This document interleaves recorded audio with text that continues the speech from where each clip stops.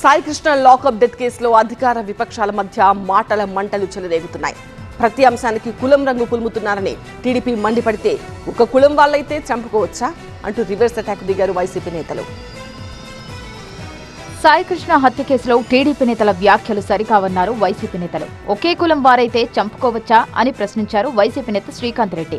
కనీసం శవం కూడా లేకుండా చేసినటువంటి పరిస్థితి మీ హాయంలో ఇప్పుడు మీ టైంలో మనం జరిగింది. ఆ కన్న తల్లి కనీసం బూడిదన్నా ఇవ్వండి అంటే బూడిదిచ్చే పరిస్థితుల్లో కూడా లేదు.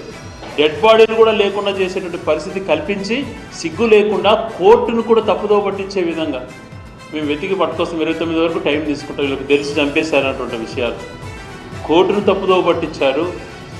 ఆ తల్లిని తప్పుదో పట్టించారు. ప్రజలను తప్పుదో పట్టించి దారుణంగా ఆ వ్యక్తిని చంపి సిగ్గు లేకుండా కులాల ప్రస్తావనతో ఒక ముఖ్యమంత్రి అనేటువంటిది మర్చిపోయి అతను కాపు కులస్తుడే, ఆ సీఐ కూడా కాపు కులస్తుడే అని మాట్లాడతావా? తన చేతిలో హోంశాఖ లేకపోవడం క్రిమినల్స్ అదృష్టమన్న పవన్ కళ్యాణ్ వ్యాఖ్యలను టీడీపీ స్వాగతిస్తుందా అని ప్రశ్నించారు గుడివాడ అమర్నాథ్. హోంమంత్రి శాఖ నా చేతిలో లేదు, అది క్రిమినల్స్ అదృష్టం అంటే ఏంటి అర్థం? అది సరిగ్గా పనిచేయట్లేదు, ఆ వ్యవస్థ పనిచేయట్లేదు అనేటువంటిది మీ ప్రభుత్వంలో ఉన్నటువంటి మీ ఉప ముఖ్యమంత్రి గారు చెప్తే మీ తాలూకా చేతకానితనాన్ని ఆయనే ఆథెంటికేట్ చేస్తే దానికి సమాధానం చెప్పాల్సింది పోయి మీరు మా మీద పడ్డం ఏంటి? సాయికృష్ణ హత్య కేసును డైవర్ట్ చేయడానికి కూటమి నేతలు డైవర్షన్ పాలిటిక్స్ చేస్తున్నారన్నారు మాజీ మంత్రి.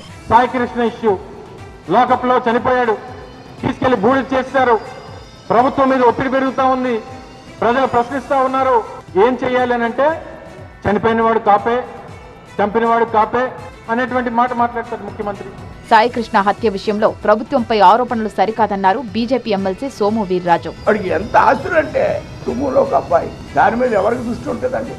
పోని పలానా ఎమ్మెల్యే చెప్పాడు, తెలుగుదేశం ఎమ్మెల్యే చెప్పాడు, ఇతను టార్గెట్ చేయమన్నారని మీరేమైనా చెప్పగలరా? ఇప్పుడున్న సర్కిల్ ఇన్స్పెక్టర్ చాలా కరప్టెడ్. సాయికృష్ణది ప్రభుత్వ హత్య అని వైసీపీ ఆరోపిస్తుంటే సీఐ చేసిన పనిని ప్రభుత్వానికి అంటగట్టడం సరికాదంటున్నారు కూటమి నేతలు.